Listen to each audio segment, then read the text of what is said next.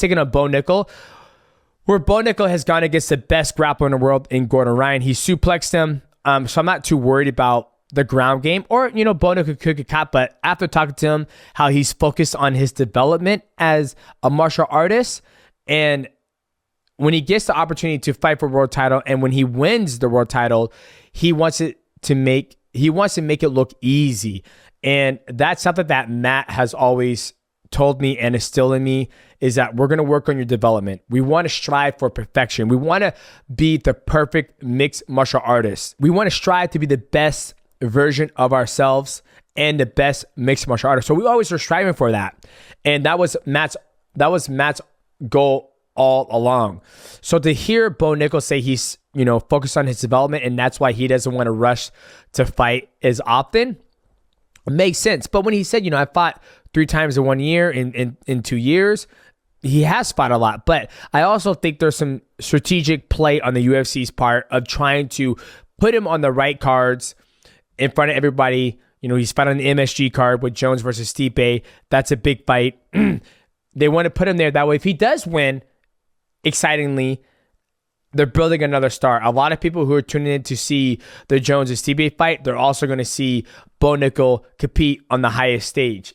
And one of the biggest cards of the year, MSG. MSG is always a banger, right? It's New York City. All the stars come out for it. Everybody, it's the end of the year. So it makes sense. Now, another thing that I found interesting with the conversation with Bo Nickal was how, he was talking about transitioning, or once we hung up, or once we stopped recording, he was talking about, potentially after he's done with his mixed martial arts run, he wants to keep on competing. And he was asking me, how do you like the, jiu-jitsu scene? I said, it's great, man. I like to do the gi. He'll probably go into the no gi. And I think him always want to compete and make the best version of himself and strive to be world-class, not just in mixed martial arts. He's already become a world-class wrestler, but I could tell he wants to be a world-class grappler, right? Like when he went against Gordon Ryan, he was like, damn, he took that grapple match after 3 practices in jiu-jitsu. Granted, he had that, that long wrestling lineage.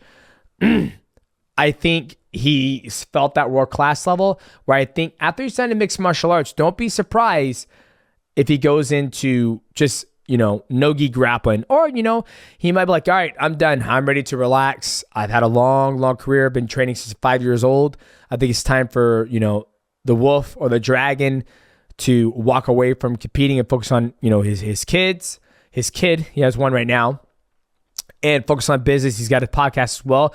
Mighty will be joining that podcast. So do yourself a favor, go to his YouTube channel, follow and subscribe to his podcast, show him some support, because all us athletes are trying to do other things besides fight, especially myself. My black ass is retired now, and I enjoy talking to so many different fighters. But I think I'm super excited for him to continue his journey in mixed martial arts. And, when I look at 185, it's, Dricus du Plessis, is Adesanya, who else? You got Sean Strickland, you got Robert Whittaker, a friend of the show. You also have Hamzat. So that's a very, very rich, full, talented division, where I think Bo Nickal can mix it with all those guys. He has a wrestling pedigree to give any one of those guys trouble, and he's undefeated. 100% finisher rate. That's actually crazy, especially at the high level at UFC. We'll see if he keep that finisher rate going, make it 7-0, and finishing Paul Craig. But I think him at 185 is a good division for him. And, I think the next matchup for the title at 185 is going to be Dricus du Plessis versus Sean Strickland. That's the word on the street. And then you have Hamzat taking on Robert Whittaker, which obviously if Hamzat wins that, he can get the next title shot, or it could be Whittaker get the next title shot. And then you have the new generation coming in there, Bo Nickal, who's 28 years old, super young in the division, fresh blood, big name, big following, especially in the wrestling community.